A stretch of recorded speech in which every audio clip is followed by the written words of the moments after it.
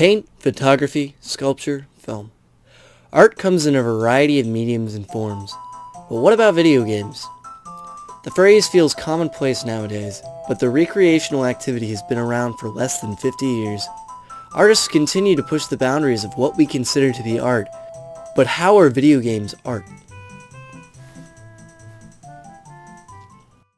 The official Merriam-Webster definition of art is the conscious use of skill and creative imagination, especially in the production of aesthetic objects. This can be easy to see in modern iterations of video games, where graphics and visuals are praised in the industry, easily fitting into the aesthetic category. There is far more to be seen as for the skill and creative imagination portion. Let's start with the simple, well-known example, Pong. The arcade table tennis game was created in 1972 and features a simple 3 objects, 2 paddles, and a ball.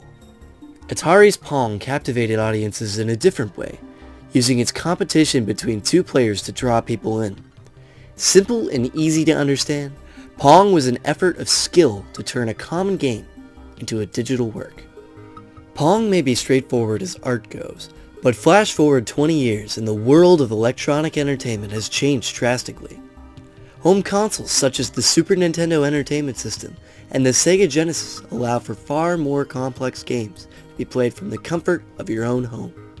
Featuring improved visuals, a variety in sounds, and greater gameplay, video games offered a lot more than they did in the 70s and 80s. For this next example, I'll use a lesser-known cult classic, enter Chrono Trigger. Released for the Super Nintendo in 1995, Chrono Trigger is an RPG, a subgenre of games meaning role-playing game.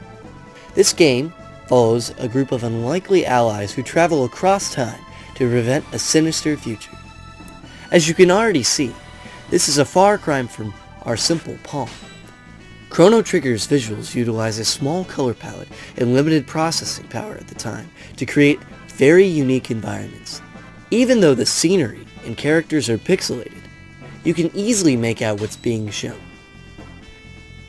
This style of art is mimicked in modern games, even though our hardware is capable of displaying far more. The soundtrack in Chrono Trigger was unprecedented at the time. With hundreds of songs and unique sounds, the game managed to sell the world you played in.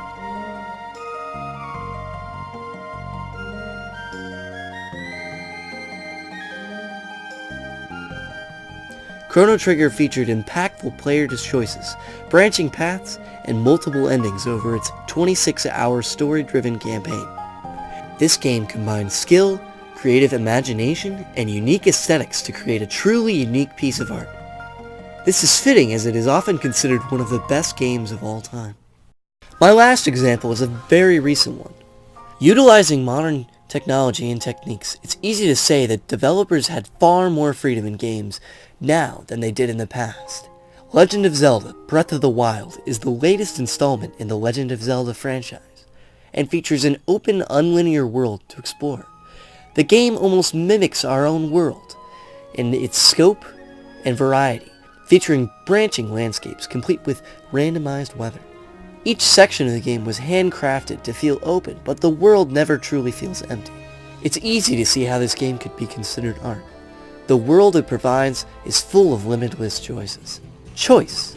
We focused on what makes video games fall into place with our normal conceptions of what art is. But it has one unique quality that the majority of art lacks: choice. While similar to films, video games provide a greater sense of immersion.